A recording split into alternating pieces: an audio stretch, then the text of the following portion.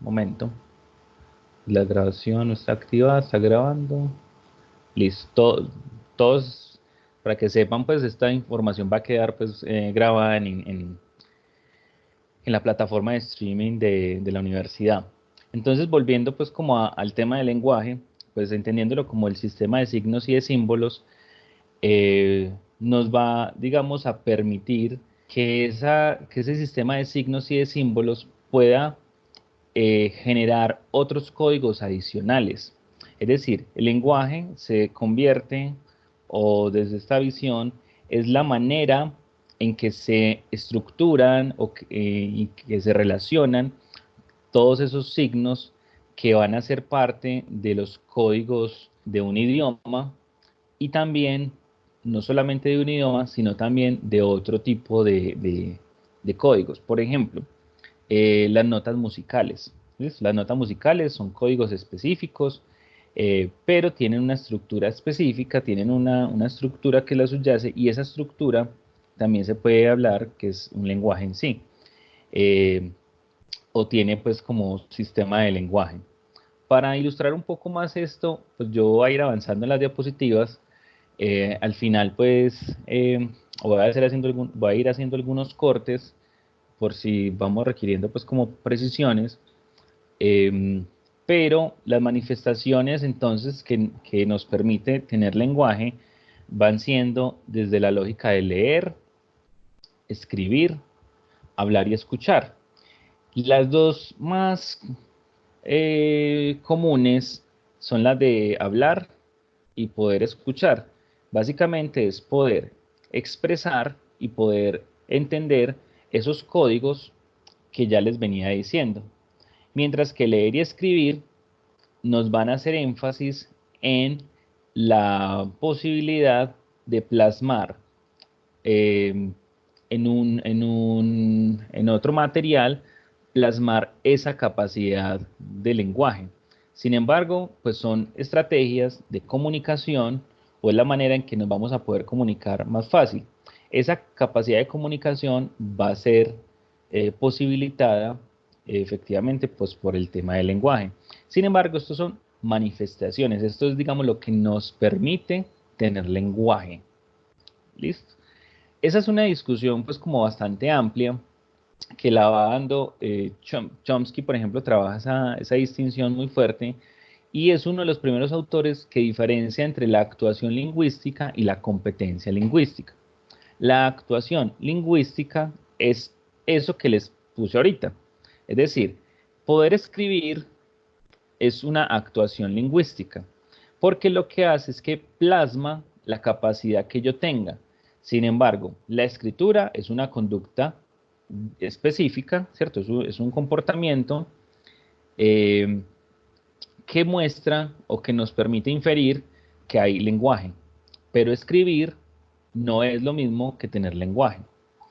Entonces, bueno, y también hablar, ¿listo? Hablar es un indicador de lenguaje, pero no es exactamente lo mismo. Hablar es la actuación, es la forma de desempeñarme y lo que está mostrando que yo puedo hablar es que yo tengo lenguaje.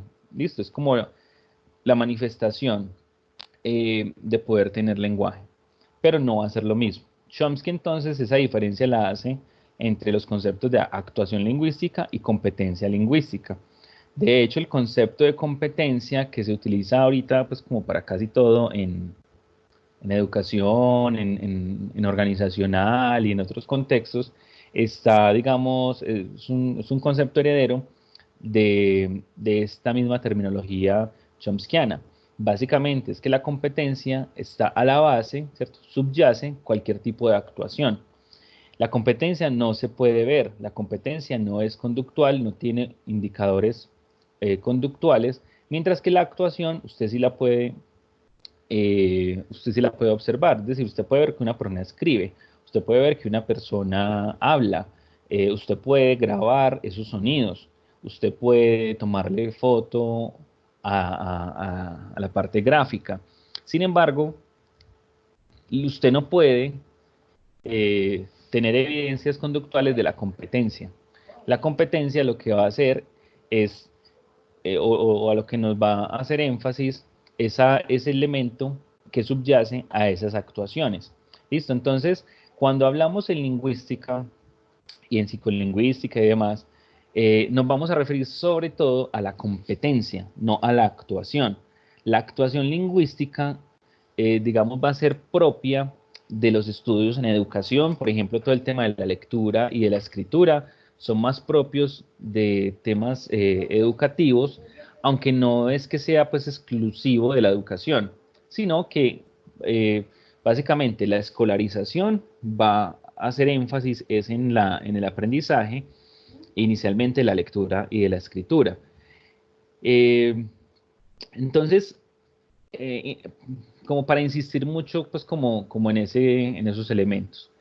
Dentro de esas competencias, lo que vamos a diferenciar ya son unas dimensiones del lenguaje, de esa competencia lingüística, que también vamos a empezar a notar en algunos elementos, digamos, de la actuación. Chomsky incluso al principio, en su gramática generativa transformacional, en su teoría inicial, lo que hace es que tiene tres dimensiones o tres niveles para entender el lenguaje. Y él dice, entonces tenemos unos elementos superficiales y unos elementos profundos. Esa parte superficial va a ser la fonética, mientras que lo profundo va a ser la semántica. Y la forma en que se comunica la fonética y la semántica, o la que, digamos, el filtro que va a existir entre la fonética y la semántica, va a ser la gramática. La gramática va a tomar los elementos de la semántica, los va a organizar para, digamos, como para, por así decirlo, lanzarlos en la fonética. Y la fonética va a ser ese espacio privilegiado para manifestar toda la actuación lingüística. Y eso se encuentra en todo ser humano. Incluso va en las dos vías.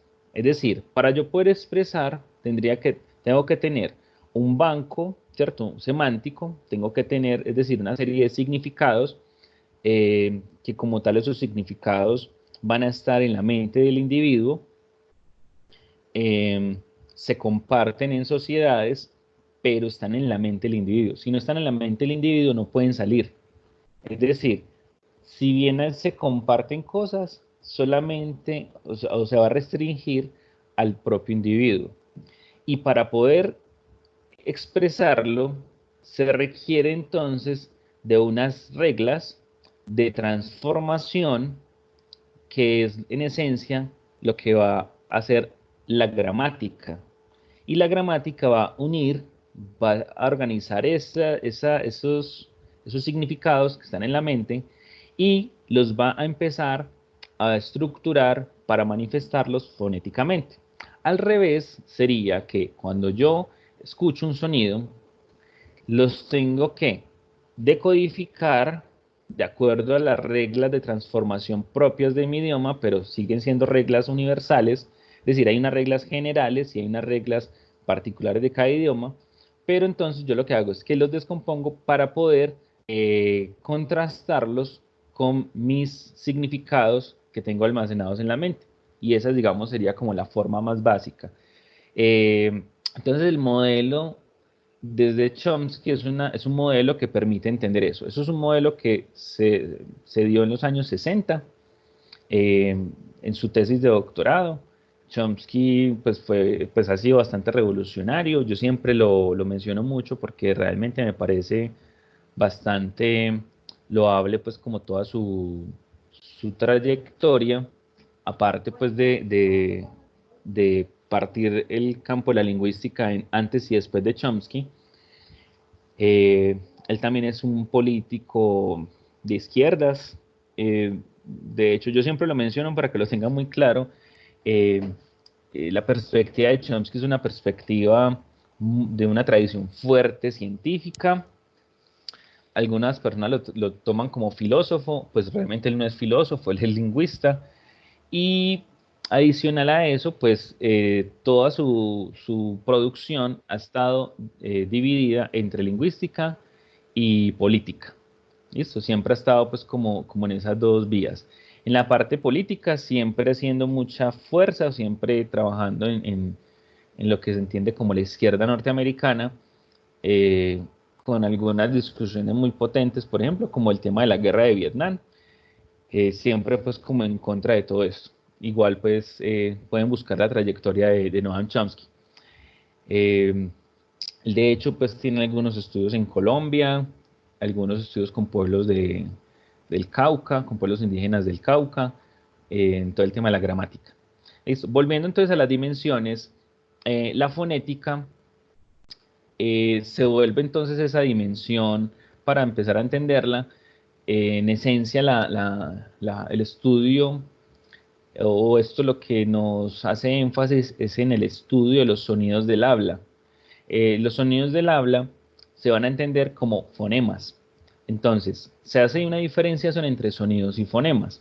Esos sonidos y esos fonemas, o más bien, ¿en qué se diferencian? Es que el fonema sirve para hablar. El sonido es más amplio. Pueden haber sonidos de muchas cosas. Sin embargo, pues lo primero es entender que la fonética, la fonología es similar, pero no es exactamente lo mismo. Yo lo voy a tratar de manera indistinta, pero muchos lingüistas pues tienen clara o hacen mucho énfasis en que es importante diferenciarlo.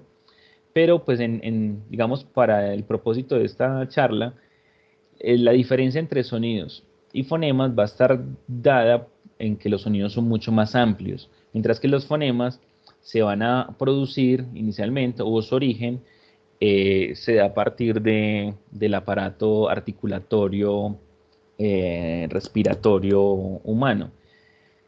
Eh, es una unidad mínima que genera significado y lo que se va a ir desarrollando en el niño, pues o la niña, en el ser humano, es una diferenciación inicial entre vocales y consonantes, o sonidos vocálicos y sonidos de consonantes.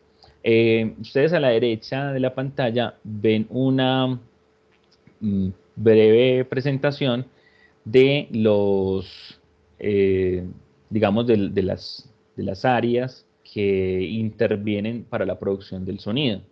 Esta parte que aparece como en rojo es la lengua, esto en gris serían los dientes, acá vemos los labios, acá tenemos el paladar, esto en verde sería el velo del paladar, acá tenemos la cavidad nasal, las cuerdas vocales y acá pues tenemos todo el tracto faríngeo.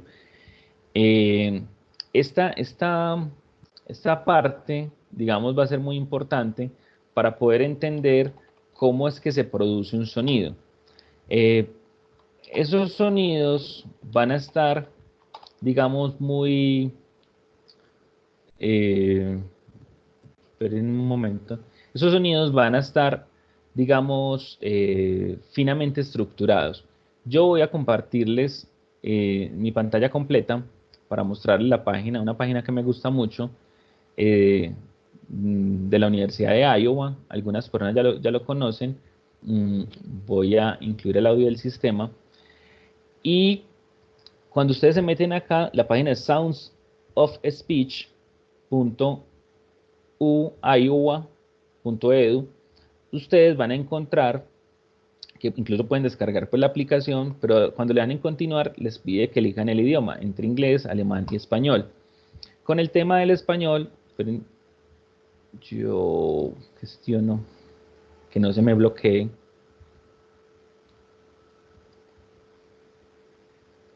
Um, Creo que Google Chrome deshabilitó todo esto. Espérenme un momentico, yo miro. Pedir que los sitios web ejecuten Flash.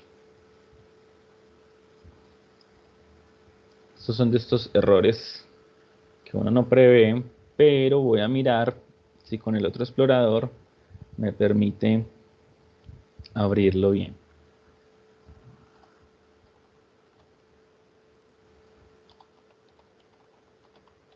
Me retroalimentan, por favor, si logran ver bien la otra pantalla. Puede ser por el chat. Compa, yo lo veo bien, la verdad. Juan Soto, Ah, pues lo listo. veo bien. Ah, listo. Con que uno lo vea, el resto lo deben ver bien. Listo, Gracias. dale, con gusto. Entonces, en esta página del sonido del habla o del discurso, elegimos el idioma y vuelve y aparece el problema. Esperen, permitir. Le doy acá. Ahora sí, creo. Ahora sí. Y aparece, para que tengamos todos como la misma información, voy a ponerlo acá como lo más grande que pueda. ¿Listo? Aparece una explicación o una forma muy rápida de ver los sonidos en el español. Si ustedes ven, a la izquierda aparece consonantes y a las derechas aparecen los vocoides, en particular pues lo que implican las vocales, los diptongos.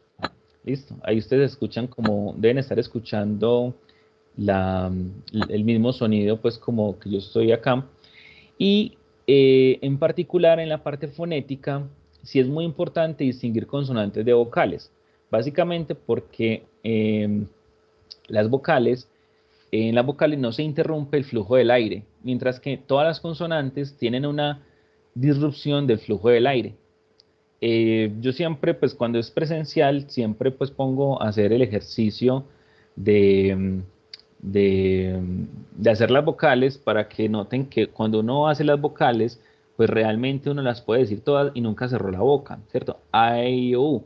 Uno nunca cerró la boca, ni siquiera tuvo que haber movido mucho la lengua, aunque ya ahorita vamos a ver que se mueve un poquito, pero entonces en lo que entendemos como nuestras vocales, eh, tenemos que la boca siempre se abre y lo que se va haciendo es que se va disminuyendo la apertura de la boca para que se hagan el resto de vocales.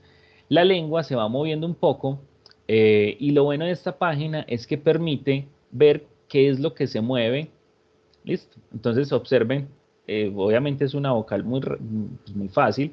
A, ¿Listo? A, Entonces lo que A, aparece ahí A, es que las cuerdas vibran, y se intenta abrir lo máximo la boca, es decir, poniendo la lengua, como aplanando mucho la lengua. Entonces, así es que aparece la A. De hecho, pues uno incluso puede ver el paso a paso, el dorso de la lengua se eleva ligeramente, listo, se extiende y la punta de la lengua roza la cara interior de los incisivos. Listo, acá aparece pues como el paso a paso, que es lo que se requiere. Acá aparecen entonces otras E, vocales, observen que es O, muy parecido. O, Eh, I, Y la diferenciación que nos han U, enseñado entre abiertas y cerradas, pues realmente no es que importe mucho en estos casos. Lo importante para las vocales es que nosotros, por ejemplo, hemos desarrollado 5 sonidos vocálicos en nuestro idioma, pero las vocales, a pesar pues que acá vemos semiconsonantes, eh, y demás, o diptongos, por ejemplo, que son uniones de sonidos vocálicos, en nuestro idioma hemos desarrollado 5 sonidos vocálicos. En inglés, que incluso lo podemos ver acá rápidamente, se han desarrollado, se han desarrollado pues una cantidad de sonidos vocálicos diferentes. Incluso pues acá estamos, sin hablar de diptongos, estamos hablando que en inglés tenemos 5, 9, bueno, incluso se habla de 12 vocales en inglés, pero ustedes pueden ver tranquilamente otros sonidos. Esta representación que ustedes ven entre estas barras, eh, es la manera en que se habla de los fonemas. Listo, esta es la representación gráfica de un fonema. Por ejemplo, vean acá, este es otro sonido diferente y se utilizan y este es el sonido que está en estas palabras en inglés. A, A, Entonces usted dirá, ¿y qué A, diferencia eso con los otros sonidos que hemos visto? Nosotros ahorita vimos fue este sonido, A, pero aunque es muy similar, ¿listo? Aunque es muy similar en el español y en el inglés, hay leves variaciones de cómo se abre la boca, de cómo se cierra. En alemán hay otra configuración diferente, tanto de las vocales como las consonantes, pero pues ustedes van viendo además unos gráficos que son los que aparecen en los diccionarios de inglés-español, de español-alemán, los que les gustan pues como otros idiomas. Por ejemplo, este sonido aparece mucho en los diccionarios, que es como entre A y E. E, Y nosotros realmente en español no tenemos ningún sonido igual. Nosotros tenemos nuestra A, E, I, O, U. No tenemos, por ejemplo, en el francés tienen dos tipos de E. Una E que es más abierta, otra que es más cerrada. Y para uno poder hablar en en esas otras lenguas, es muy importante conocer la fonética. No es simplemente utilizar los fonemas propios de nuestro idioma para hablar otro idioma, porque el idioma lo que implica es una serie de códigos específicos a nivel social y cultural. ¿Listo? El idioma es diferente al lenguaje. Sin embargo, pues acá esta diferencia muy importante de vocales y consonantes. Y las consonantes tienen una clasificación de acuerdo al modo en que se hacen y al lugar. Yo voy a intentar, pues yo siempre intento ir un poquito rápido, aunque este tema es amplio, es muy largo, en función bueno, por acá me pone IPA, Wilmar pone IPA, que es el alfabeto fonético internacional, que es donde están ya todos los gráficos, pues la representación gráfica. Y lo que entonces les venía diciendo, conociendo el modo y el lugar, podemos saber cómo es que se producen estos sonidos. Acá tenemos que en el modo tenemos oclusivas, fricativas, africadas, nasales, expirantes, laterales y vibrantes. Y las oclusivas son sonidos en los que se bloquea totalmente el flujo del aire. Listo, todas tienen la misma configuración para que sean consonantes oclusivas. Entonces, ¿cuáles son los sonidos en los que se bloquea del todo el flujo del aire? 6. En español, 6. A mí me lo enseñaron siempre con petaca y bodega, pues en las clases pues, de fonética, de petaca y bodega, seguramente habrán pues, los sonidos, las consonantes que hay en esas dos palabras. Y lo que encontramos es que, escuchen, son sonidos muy similares. En estos dos, en el de la P y de la B, lo que tenemos son dos sonidos en los que lo que se bloquea son los labios. Es decir, el aire va tranquilo de los pulmones, hace todo el flujo y únicamente va a bloquearse es en los labios, pero es un bloqueo de unos milisegundos que es, obviamente pues es muy rápido, pero con ese bloqueo se logra el sonido. Otros sonidos oclusivos son estos sonidos que son muy similares. La lengua lo que va a tocar son los dientes, ¿listo? Sobre todo los dientes superiores. Y estos otros sonidos, observen en el gráfico, lo que hace es que la parte de atrás de la lengua, la zona posterior, va a cerrar el flujo del aire a nivel del velo del paladar. ¿Listo? Es en la parte de atrás.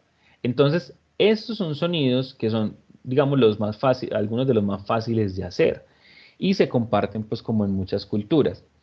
Entonces, vean que el modo en que se hace, la forma en que se hace, es la misma. Se interrumpe el flujo del aire. Lo que va a cambiar es en dónde se hace. Entonces, acá vemos sonidos en los que se utilizan los labios, los dientes, el paladar, y de acuerdo a eso es que vamos a tener entonces los otros nombres.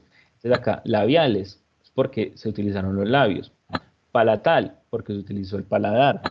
Coronal, listo, porque se accionan con la corona de la lengua. Dorsal, se va a referir a todo el dorso de la lengua. Listo, gutural, pues nosotros realmente no es que tengamos muchos sonidos guturales, pero pues acá vamos viendo esto. Oclusivas, las fricativas son sonidos en que se articulan esforzando el aire por una hendidura muy estrecha. Y este sonido es uno de los más comunes, fricativas, el primer sonido de fricativa, incluso pues uno Fresa. puede escuchar pues cómo se hace. Este es otro sonido pues como también muy común de los fricativos, pero pues hay variaciones de ese sonido que se utiliza, por ejemplo, es en España únicamente, ¿cierto? La cena. Por ejemplo, acá lo que cambia es que la lengua se pone entre los dientes. Mientras que en el sonido nuestro, la lengua no se pone entre los dientes. Interrumpe el flujo, pero no está entre los dientes. Y tenemos pues como otros sonidos adicionales, como este.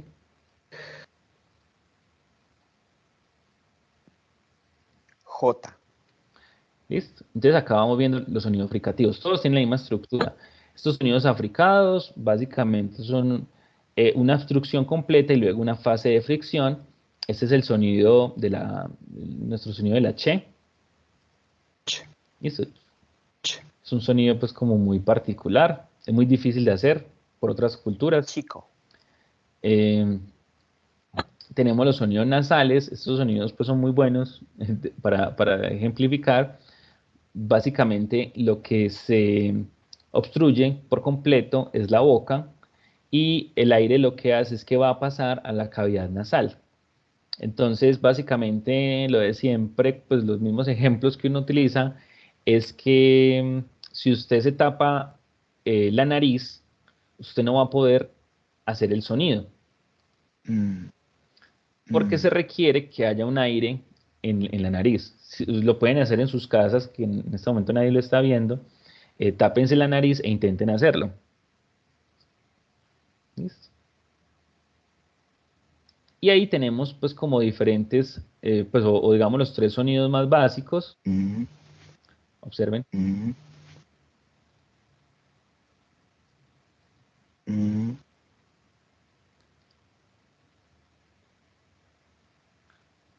Nosotros tenemos, este es como el sonido más rarito que tenemos o el más diferente a otras lenguas. Ña. Ña. Ña. Lo cual pues también es muy difícil. Año. Listo. Todas estas representaciones que hay acá son variaciones de acuerdo a algunas zonas del mundo. Entonces este es muy español. En Zamora. Entonces es una N diferente. ¿Listo? Estos sonidos expirantes realmente pues son también muy particulares. Estos laterales es porque el aire va por los lados de la boca. Entonces acá tenemos... ¿listo? Ustedes ven que tapa acá, pero lo que ocurre es que el aire se fue por los lados. ¿Listo?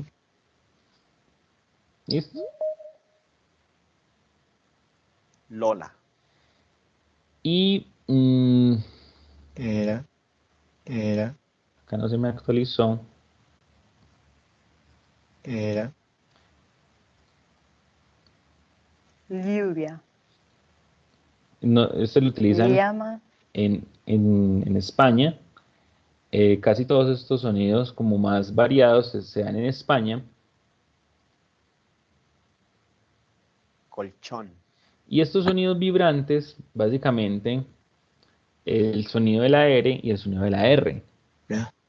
Entonces lo que hace es que en estos casos la lengua vibra en el paladar y eso permite pues como hacerlo. Entonces, en el desarrollo, estos sonidos van a ser, digamos, más complejos de hacer unos que otros. Y también dependiendo de la configuración del lugar en el que se haga. Entonces, claro, se necesita una articulación de los labios muy potente para poder hacerlo. Esto se va desarrollando. Los sonidos, o los primeros sonidos que se empiezan a hacer son los sonidos oclusivos bilabiales. Son algunos de los primeros sonidos, los que se logran articular como tal lingüísticamente. Y eso básicamente hay diferentes explicaciones y es que se logra hacer porque hay un entrenamiento de los labios relacionado con el consumo de la leche en los bebés. Es decir, se requiere entrenar esa zona de los labios pues para que tengan fuerza y poder articular, pero también se requiere poder cerrarlo, ¿cierto? Cerrar el flujo del aire y volver a abrirlo.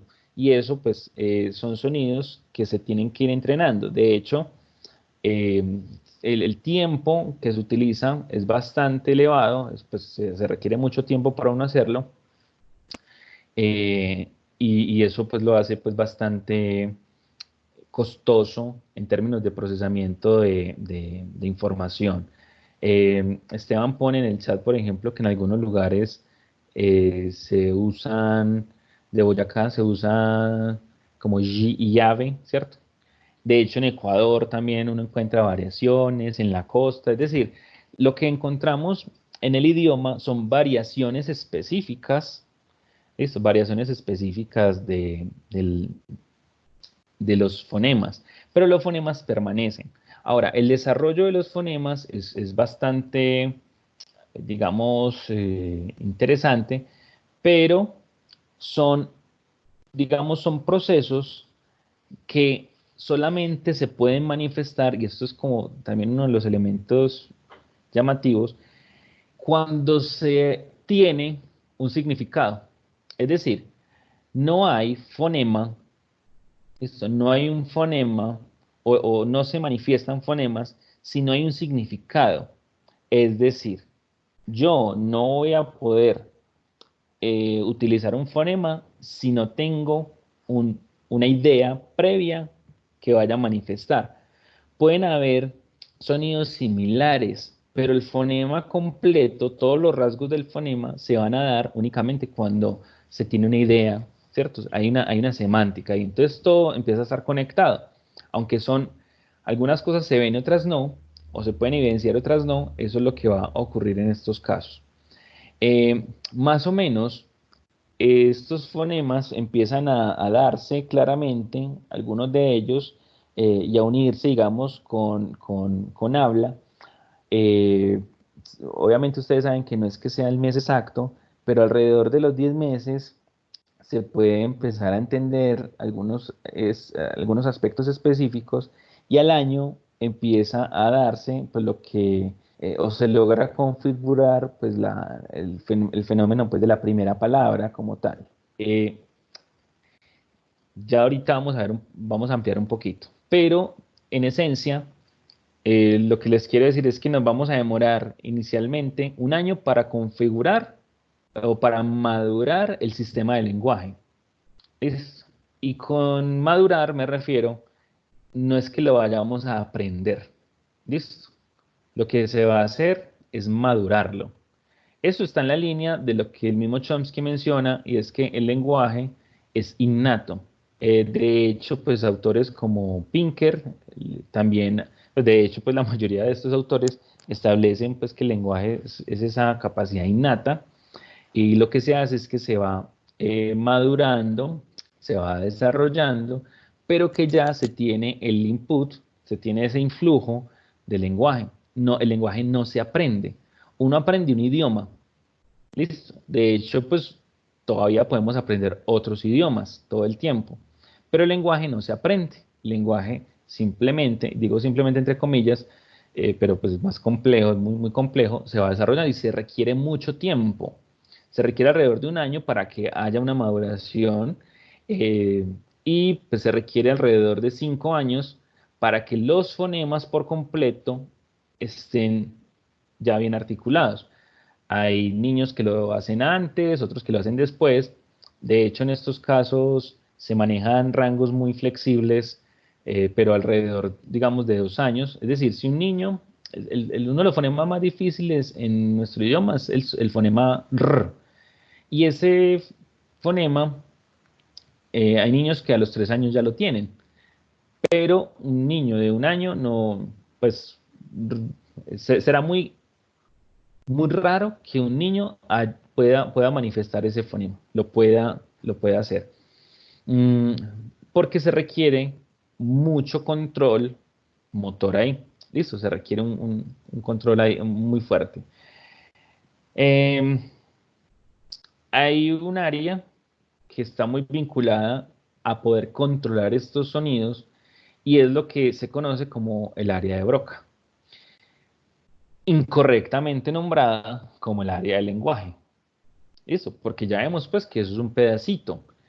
Se utiliza mucho pues en las afasias, en mencionar esto, pero realmente no es que sea el área del lenguaje, sino que es un área de control motor de toda la zona de toda la zona del control del habla. Básicamente estamos refiriéndonos a toda esa parte bucofaringea. Entonces va a ser pues obviamente súper importante el desarrollo de las zonas frontales y por eso también se va requiriendo mucho tiempo para poder decir palabras. Eh, pero pues en esencia estamos, digamos, estamos ante un área que va a permitir es controlar los movimientos relacionados con el habla. ¿Listo? No es que si se lesionó esa área no hay lenguaje, no. Si se lesiona hay problemas del habla. ¿Que pueden ser problemas de lenguaje? Sí, pero solamente está alterado ese componente. Eh, para que lo tengan también como muy presente. ¿Listo? ¿Preguntas hasta ahí o comentarios?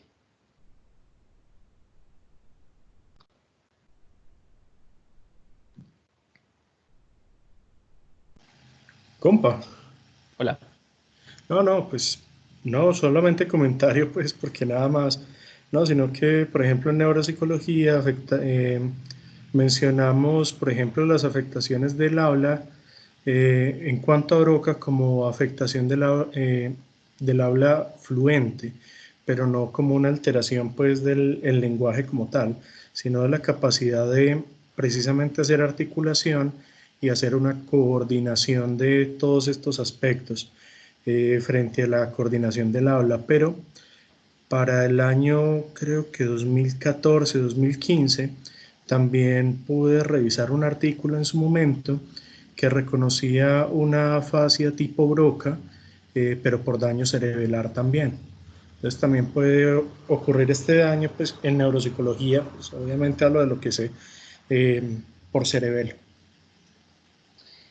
Sí, de todas formas, pues para las otras personas, pues recuerden que igual el cerebelo todavía es como ese gran deudor, ¿cierto? Le debemos como mucho, debemos estudiar como mucho más el tema del cerebelo, pero que también está vinculado pues como a los asuntos del movimiento. Eh, y eso pues para que, y vean que aunque es muy amplio, hay mucha información ahí, se requiere más trabajo para poder entender qué es lo que pasa pues a nivel de lo fonético. Eh, Ahí les pongo pues como la portada de un libro que se llama Fonología, ¿cierto? Una introducción a la gramática cognitiva. Y básicamente es que estamos entendiendo es que o sea, si bien es un fenómeno que, que se puede observar por la articulación, el control específico de los sonidos es un control cognitivo. ¿Listo? Eso es como la parte como más reciente que se ha venido trabajando ahí, un control cognitivo. Es decir, son una cantidad de rasgos que hay que unir para poder producir un fonema que se requiere precisamente una representación de cada rasgo. Esa representación es rápida, obviamente lo que va a hacer es que une todo de una forma pues como muy veloz, eh, pero además es una representación que va a lograr inicialmente, o sea, que inicialmente se va a adquirir y luego se va a expresar. Entonces, lo que ocurre es que primero entendemos los fonemas y luego los vamos a poder producir. ¿Listo? La percepción de los fonemas va a generar unas representaciones específicas y esas representaciones son las que luego nos van a permitir llevar a la producción. ¿Listo? Entonces ustedes dirán, bueno, ¿y entonces esto qué? Pues esto, ¿por qué se estudia tan poquito en psicología sabiendo que eso es puro proceso mental? Pues realmente eso es una pregunta que yo también me hago mucho, o sea, que esto debería estudiarse mucho más por lo mismo, porque es que se requiere un conocimiento más avanzado. Esto no es un fenómeno articulatorio y ya, es un fenómeno articulatorio, pero que depende mucho es del todo el contenido o del procesamiento cognitivo. Pero bueno, ahí hay otras discusiones adicionales. ¿Listo? Eh, el otro elemento es el tema de la gramática. La gramática, aunque pues todavía seguimos aprendiendo de gramática de nuestro idioma, realmente cuando se habla desde la perspectiva de Chomsky, la gramática son las reglas que permiten unir todas esas, y pues o codificar y decodificar esos sonidos y articularlos con esas ideas. Chomsky, digamos, es como, hay un ejemplo muy famoso, ese que está ahí, ideas verdes incoloras duermen furiosamente, es porque se pueden generar, digamos, estructuras gramaticales correctas, pero sin ningún significado. De hecho, pues eso es como uno de los ejemplos que él da, y es que, pues básicamente ahí eso no significa nada, a no ser pues que nos creamos muy poetas, pero, o científicos sociales, eh, que también decimos muchas cosas así, ¿cierto? Que parecen que significan cosas, pero realmente no hay significados detrás. Mm, Entonces, digamos, lo que logra Chomsky con esto es mostrar cómo podemos estructurar palabras, cómo las podemos unir, pero que realmente no, pues no necesariamente hay un significado allí, ¿cierto? Hay una gramática que es un fenómeno que es independiente a los demás, pero que a la vez es lo que logra articularlos. De hecho, seguramente ustedes hicieron un esfuerzo por entender que, pues, o por asignarle un significado a eso que aparecía ahí. Entonces, lo que plantea Chomsky es que esa gramática es universal, es un mecanismo innato que no se requiere en aprendizaje, y ese mecanismo va a estar vinculado con unas estructuras que Chomsky llama sintagmas.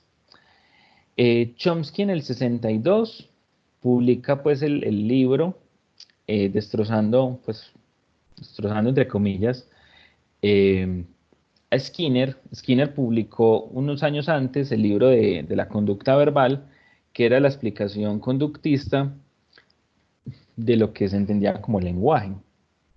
Se llama la conducta verbal.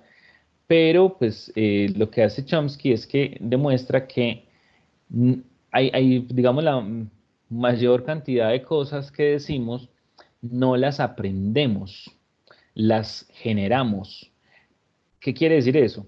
Que con eh, digamos, con una información previa, con una información básica, hemos logrado manejar o producir una cantidad de, de términos y demás sin que los hayamos escuchado nunca.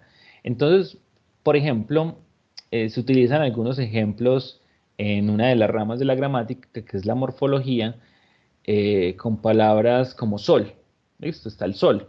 Entonces, yo no tengo que haber escuchado todas las variaciones de la palabra sol para poder decir, eh, para poder hablar que hay un solazo, ¿cierto? Es decir, normalmente con esas derivaciones lo que ocurre es que empieza a existir, digamos, como unos términos que van a ser modificadores, y yo no tengo que haberlo escuchado todo para poder usarlo.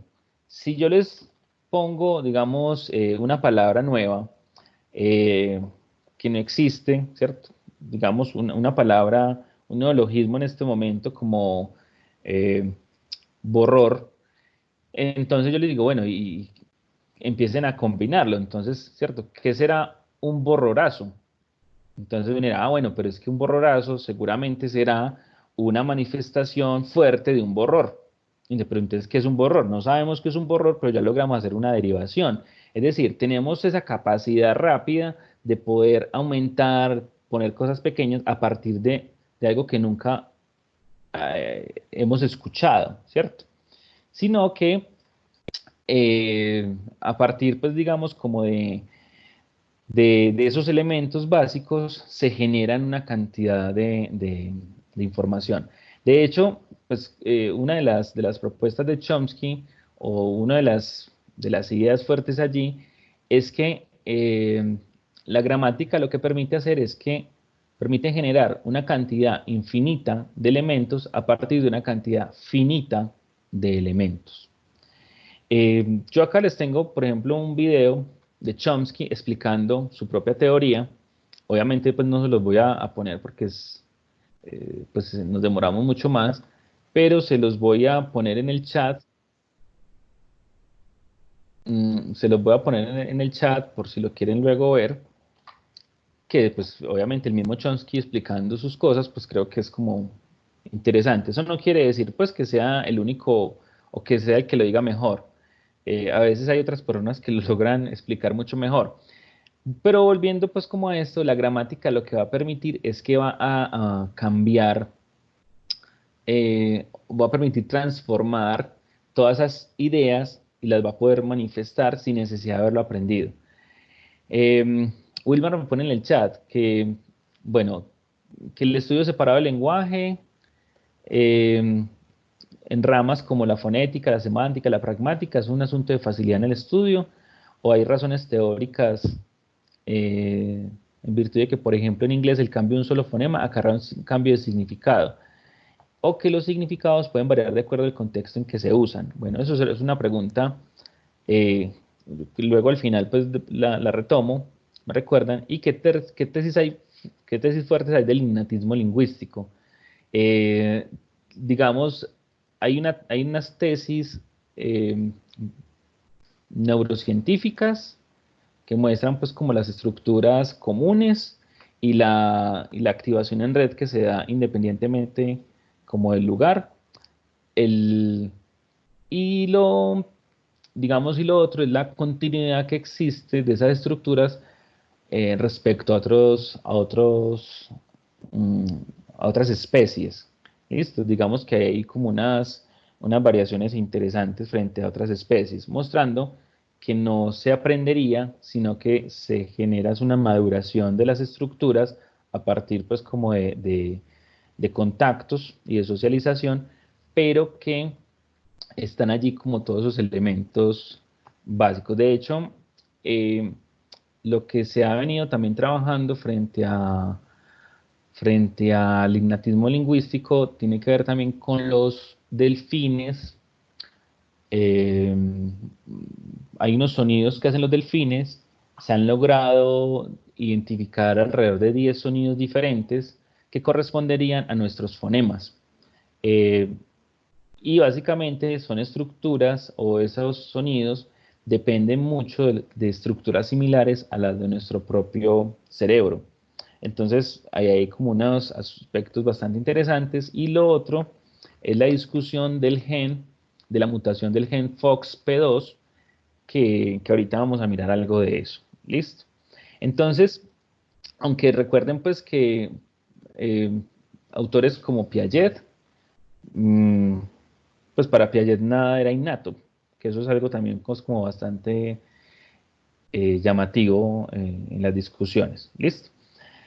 Eh, Volviendo pues como al tema de la gramática, lo que sí es claro es que se realizan variaciones o combinaciones o estas reglas, más bien, estas reglas que permite la gramática, dan lugar a poder comunicar unas ideas, plantearlas en unos fonemas y esos fonemas también decodificarlos para poder llevarnos a las ideas. Entonces la gramática se vuelve ese filtro, esa, toda esa estructura básica que va a permitir conectarnos. Esa misma idea es lo que permite, lo que permitió el desarrollo de la computación.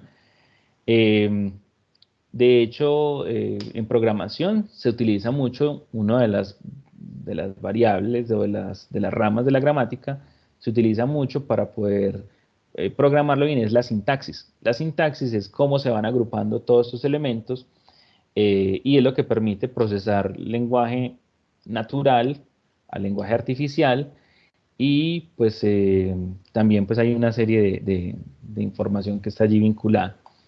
Otro aspecto de la semántica pues ya les he venido hablando, es el estudio del significado, luego lo vamos a profundizar, pero pues en otras sesiones, pero este estudio del significado probablemente es el más complejo porque pues básicamente también una de las preguntas de la psicología, pues cómo podemos estudiar esos contenidos que tenemos en la mente, cómo podemos estudiar la mente.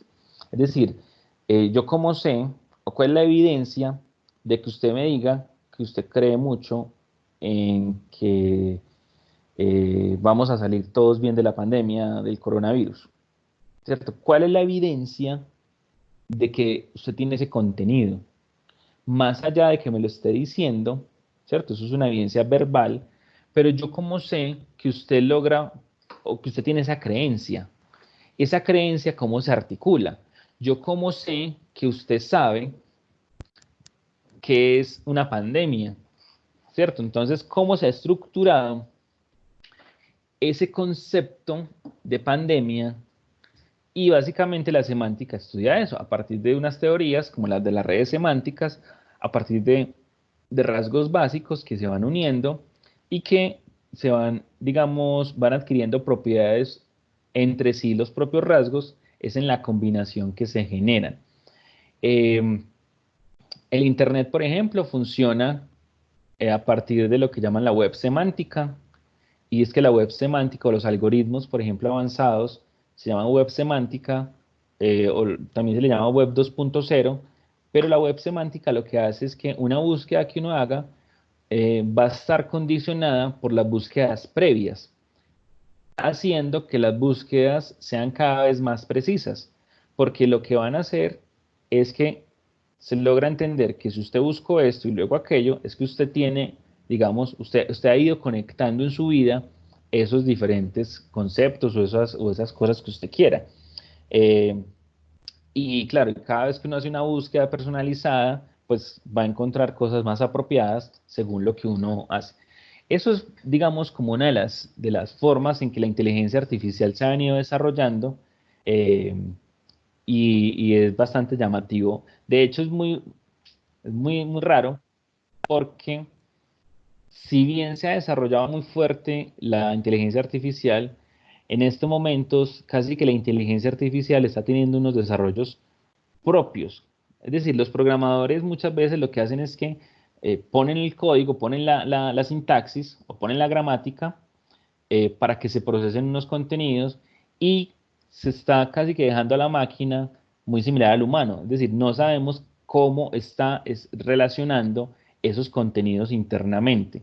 Sabemos cuáles son las reglas a nivel gramatical, pero no sabemos cómo está generando los significados. De hecho, en este momento se tiende a hablar más de cognición humana, diferenciando la cognición de la máquina. Listo, la máquina tiene un sistema un sistema semántico propio, un sistema de pensamiento propio, y al final, pues no vamos a poder entonces entender cómo piensan las máquinas. No es que ahora lo hagamos, sino que la máquina nosotros mismos las diseñamos, pues como humanidad. Nosotros mismos las diseñamos, pero le estamos dando, para que procese más rápido, le estamos brindando unas reglas gramaticales más potentes que las nuestras, y al final no sabemos cómo están asociando, y como no sabemos cómo están asociando, no sabemos cómo están entendiendo las cosas. Bueno, eso es una discusión alrededor de la inteligencia artificial. Se vuelve pues como bastante, bastante fuerte. Todo lo que es ciencia ficción, digamos, tiene un componente muy fuerte de esta discusión lingüística y psicológica. De hecho, todas las historias de ciencia ficción que tienen que ver con rebelión de máquinas, básicamente la base de la rebelión es una base psicolingüística, por así decirla. Lo que pasa es que como que nunca nos damos cuenta, nos fijamos más bien en los rayos láser y demás, pero la discusión que se plantea de fondo está alrededor de qué es lo que, pues, o por qué se van a revelar las máquinas. Pueden leer a Asimov, pueden leer otros autores, pero es bastante interesante lo que, lo que hay alrededor de la semántica. Y obviamente, pues, eh, algunos autores como, como Stephen Hawking ya decían, pues antes de morir, decía que básicamente que pilas con la inteligencia artificial, que no sigan con eso, lo cual pues también llama mucho la atención porque ya hay alertas sobre eso. Como ven, pues nosotros no hacemos caso. Bill Gates ya avisaba que teníamos, hace como 10 años creo, ya avisaba que iba a haber una pandemia con un virus. Eh, Tampoco hacemos caso, pero bueno, seguramente, pues no sabemos cuándo las máquinas nos van a dominar. Mentira, no, hay cosas pues como mucho de ciencia ficción, pero que realmente tienen consecuencias o se pueden pensar a partir de todos estos aspectos. ¿Listo? Básicamente lo que es inteligencia artificial es lingüística computacional, ¿cierto? Es mucha base de lingüística. Eh, a nivel del desarrollo semántico, pues lo que vemos es en el desarrollo, pues hay una cantidad de relaciones ya entre lo que se dice y lo que se piensa, eh, ya cómo se va combinando todo eso, las etapas de 2 y 3 palabras. Entonces vean que en la manifestación léxica, lo que vamos a ver realmente es la unión de lo fonético con lo semántico y con lo gramatical. De hecho, cuando aparecen las oraciones, es la mejor forma de identificar cómo está lo fonético, cómo está lo semántico, cómo está lo gramatical. Si bien ya la estructura está, la estructura básica gramatical es sintagma nominal y sintagma verbal. Listo, eso es lo que hay. Si no hay, básicamente no hay ser humano tampoco. Eh, entonces, vamos viendo que hay una serie de significados que se manifiestan de una forma, digamos, imprecisa fonéticamente, imprecisa no ajustada a los fonemas del adulto, pero que por desarrollo, además, y por acompañamiento de padres a hijos, se logra reconocer y se logra pulir esos fonemas que están ahí, pero los significados realmente no van variando. Se van complejizando, podemos luego manifestar ideas más complejas, pero pues se va dando ahí. El léxico, por ejemplo, lo que ocurre con el léxico es una progresión eh, exponencial. Ahorita pues ya casi que todos ya hemos por fin logrado saber la diferencia entre lineal y exponencial gracias a la curva del coronavirus. Si no se ha logrado entender con la pandemia, no sé qué más nos puede hacer entender la diferencia entre lineal y exponencial, pero bueno, o al menos como las ideas básicas de las que se refiere. Y el tema del léxico, pues avanza de esa manera. Al final, un niño empezando el colegio tiene alrededor de 2.000 palabras, y nosotros, supuestamente, pues los adultos, tenemos un repertorio de alrededor de 10.000 a 20.000 palabras. Eh, de hecho, manejamos alrededor de 10.000 palabras. eh, en razón pues como de nuestros aprendizajes específicos, eh, pero las manifestaciones y las ideas pues realmente dependen pues como de otras cosas. Listo, entonces vean cómo se va articulando eso y pues hay muchos estudios adicionales. Eh, a mí me gusta mucho, les voy a compartir de nuevo el escritorio completo.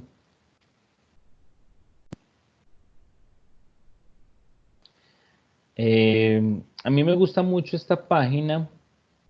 Bueno, les voy a mostrar este pequeño video. Esto ya salió hace muchos años realmente. Esto salió en la revista Nature, creo.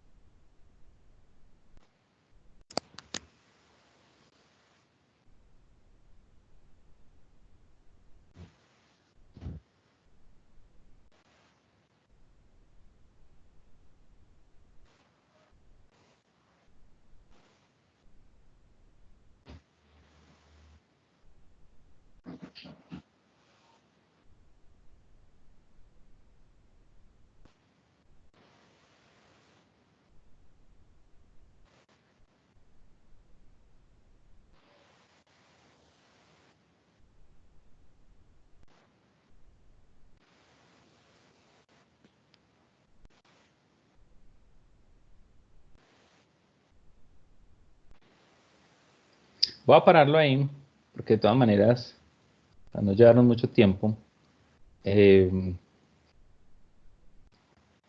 y es, bueno, por acá, Wilmar, bueno, abandonó, luego se unió. Bueno, que murió el sonido. Eh, bueno, lo lamento, seguramente no le di a habilitar el audio del sistema, pero lo que básicamente les quería mostrar era que ese estudio es uno de los estudios más recientes con más potencia frente a la representación o digamos las estructuras cerebrales asociadas a la semántica. Y esto lo hicieron en este laboratorio, ustedes vieron ahí, eso fue se me olvidó, creo que en Berkeley. Eh, y lo que aparece es que ellos hicieron un atlas de semántico, ¿cierto? Un atlas muy interesante. Acá estoy mirando, tengo lento el computador. Pero en esencia lo que encontraron fue 12 categorías semánticas. ¿Listo? O sea, es decir, lo que ellos encontraron en estudios de resonancia magnética lo hicieron con pocas personas, pero lo que hicieron fue que tomaron como 2 horas por persona escuchando un programa de radio de variedades. ¿Cuál es la ventaja de los programas de radio de variedades? Que hablan de cualquier bobada. Entonces, eso lo que miraban era qué zonas se activaban cuando se escuchaba qué. Es decir, fue ultra específico el estudio y fue, pues, aunque es un grupo pequeño, es muy representativo por la cantidad de datos que hay. Al tener en 12 categorías, acá estoy viendo que está más lento de lo que yo esperaba. A ver si es que es el explorador. No es como la página o será mi internet, no sé. Pero bueno, al tenerlo en 12 categorías, lo que finalmente logran decir es que la configuración o la representación a nivel cerebral se va dando en todo el cerebro. ¿Listo? Bueno, acá, perdón, acá ya me decían que tenía que usar Google Chrome para que se viera mejor. Y cuando cargue a la izquierda vamos a encontrar, digamos, cada uno de los términos que aparecían. Observen que acá pues, aparece girl, en el video aparece la palabra top, pero cuando se dice, dependiendo del contexto, dependiendo de lo que significa top en esa conversación, se activaban zonas diferentes. Es decir, no era como una palabra, una localización, sino que la palabra, dependiendo del contexto, se activa o corresponde a una sinapsis diferente, es decir, se va activando o está vinculada con otros. Y lo otro es que se utiliza básicamente todo el cerebro, es decir, no hay, o lo que encontraron estos investigadores, es que no hay una zona específica de representaciones semánticas, que aunque se piensa mucho que lo semántico tiene que ver exclusivamente con el área de Wernicke, la famosa área de Wernicke, que es un asunto a nivel temporal, realmente se utiliza pues todo el cerebro. Por fin apareció, es una, digamos, representación muy interesante. Ustedes ven que acá estoy moviendo la flecha, se puede ir aplanando, esto acá se aplanó completamente, o se puede dejar pues como así infladito para poder ver bien. Acá aparecen pues como las diferentes áreas, observen acá áreas internas y demás, acá lo podemos aplanar cada vez más. Entonces esto hace pues que sea como muy completo y observen pues que uno lo puede mover para donde quiera, en lo cual pues es bastante bueno. Pero pues vean, por ejemplo, no sé, wall. Entonces ya le di clic en wall y lo que nos va a mostrar este atlas es, listo, en ese estudio, cuáles áreas estaban, pues o se activaron más cuando se escuchaba la palabra wall, que sería pues muro inicialmente. Entonces miren cómo ya fue cambiando. ¿Listo? Y nos va mostrando pues como las zonas que tienen que ver con esto. Si le quitamos acá, pues que está bastante lento, pero pues lo que les quiero mostrar es que también hay muchos avances muy recientes. Ese estudio lo publicaron en 2016. Esto incluso pues ya digamos es viejo, es de hace 4 años, aunque pues creo que es bastante potente, esta información pues casi que nunca llega rápidamente pues a nuestros contextos. Entonces, nada, pues simplemente es poder mirar pues como qué tanto se ha avanzado ahí. En semántica hay otros tipos de aspectos relacionados, por ejemplo, cómo se estudian las metáforas, que alguna vez pues ya les hablé de eso, luego lo profundizamos. El estudio de la pragmática ya que involucra cómo se usa todo eso, todos esos significados, cómo se usan de forma diferenciada. Y básicamente las propuestas más recientes están alrededor de la pragmática. De hecho, no me voy a detener acá porque hay una sesión específica sobre pragmática y pragmática experimental, pero si quiero pues que nos vayamos directamente hacia dónde va esto, ¿listo? O cuáles son como las principales perspectivas. En primer lugar, eh, a nivel de genética, los estudios están cada vez más fuertes. Acá pues aparecen pues acá hay un artículo de correlatos clínicos vinculados pues como con problemas de comunicación. Y acá les quiero mostrar eh, en el Instituto Max Planck de Psicolingüística, y los institutos Max Planck eh, quedan casi todos en Alemania, pero hay uno solo que queda en Holanda o en los Países Bajos. El que queda en Holanda o en Países Bajos es el Instituto Max Planck para la Psicolingüística. El Instituto Max Planck para la Psicolingüística, bueno, los institutos Max Planck fueron creados para el desarrollo de la ciencia. ¿Listo? Así pues parecido pues como acá en Colombia. Eh, Similar, ¿cierto? Y fueron creados para avanzar en las diferentes áreas del saber. Hay un instituto Max Planck de cognición, por ejemplo, pero este en particular queda en Países Bajos y adicionalmente queda, digamos, hay unas áreas de investigación. Acá, perdón, acá están los laboratorios.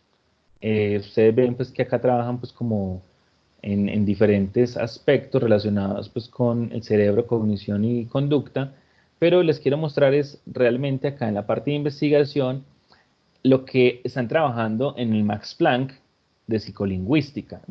Esto es yo les puedo decir tranquilamente, esto es lo que entendemos como de punta en los estudios del lenguaje, ¿listo? Como lo que está más fuerte. En la parte del lenguaje y genética, perdón, pues igual está el MIT, hay otros centros muy importantes, pero esto es muy, muy de punta. Eh, y tenemos eh, pues el director de investigación, las personas que trabajan dentro de esto, dentro del laboratorio puntualmente, observen acá pues como el grupo básico, eh, listo, con estudiantes de doctorado, directores de laboratorio, técnicos, y lo que ellos han indagado mucho es sobre digamos, las bases genéticas relacionadas con el habla, relacionados con la semántica y demás. De hecho, pues algunos de los estudios más fuertes vinculados con esto, pues con el FOXP2 han salido desde acá. Han hecho estudios en ratas mostrando pues como las variaciones del FOXP2 son las que ocasionan el movimiento fino o el movimiento pues como complejo del habla. De hecho, se encuentra FOXP2, también se encuentra en aves, es decir, casi que el mismo gen que nos permite a nosotros hablar es el gen o pues la mutación específica, es el que nos permite, pues el que nos permite hablar es el que les permite a las aves cantar. ¿Listo? Y eso pues hay unos vínculos ahí bastante llamativos frente al tema del canto de las aves. Por ahí Lina debe estar tomando nota también cómo podemos ir relacionando, pero nada, observen, por ejemplo, este artículo de este año, correlatos de la expresión de los genes con la red cortical que subyace al procesamiento de oraciones. ¿Listo? Esos son los estudios de punta. ¿Listo? No son estudios como el discurso de las personas que van a ver un partido de fútbol.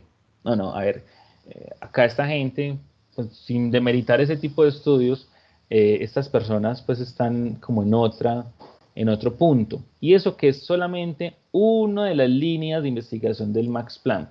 Ustedes pueden ver tranquilamente, ¿cierto? Entonces, psicología del lenguaje, desarrollo del lenguaje, neurobiología del lenguaje, y obviamente pues hay otra cantidad de estudios. Listo. Otra de las líneas fuertes, aunque disminuyó un poco, era lo que tenía que ver con cognición cuántica y lenguaje.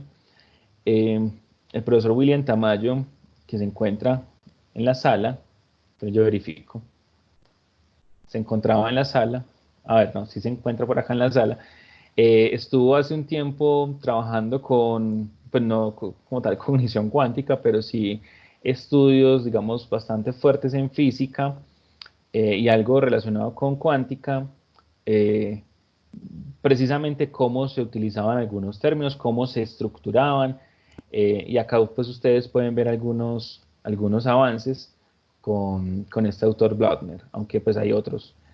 Y por otro lado, lo vamos a ver bien luego, es todo el tema de la pragmática experimental como como uno de los, digamos, de las líneas en los últimos años que digamos que ha permitido hacer avances en los estudios del lenguaje. Esto es pues como en términos generales la perspectiva de lo que ocurre con los temas del lenguaje, y creo que en términos amplios pues nos permite definitivamente entender un poco más qué es lo que implica tener lenguaje, porque sin esa capacidad pues no podríamos estar haciendo esta charla, no podríamos conversar pues como en otros contextos, pues en ningún contexto, y de hecho pues no podríamos de hecho ni aprender otro idioma. Eh, entonces eso pues como para que lo tengamos ahí como claro, y luego vamos a ir profundizando. De hecho pues las otras sesiones que tenemos pendiente, pues por ejemplo la siguiente vamos a trabajar un poco sobre el origen del lenguaje y sobre el determinismo lingüístico. Probablemente, no sé si Susana todavía está conectada, pero probablemente nos vaya a ayudar con el tema del determinismo lingüístico. De hecho, tenía inicialmente pues el tema del cineforo, que ya lo habíamos hecho alguna vez con Susana, eh, con una de las películas, La Llegada, que es una película de una invasión extraterrestre. Si la pueden ver, sería pues bastante interesante. Si no, pues igual vamos a conversar eso. Luego vamos a hablar de semántica, luego vamos a hablar de pragmática, pero pues ahí realmente pues hay como eh, bastantes estudios pendientes. No sé qué comentarios, por acá veo que hay una discusión en el chat interesante, pero igual pues el objetivo es que se puedan conectar luego a estas sesiones para seguir ampliando, y bueno, ya saben pues que estamos haciendo línea de investigación en estos mismos campos. ¿Listo? No sé, comentarios, preguntas.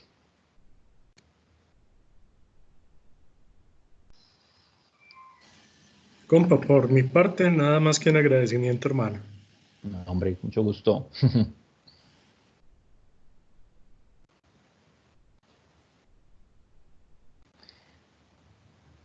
Bueno, si no hay pues como comentarios o preguntas, pues ya vemos que esto nos va a ir sirviendo y luego vamos a ir profundizando sobre, sobre estos temas.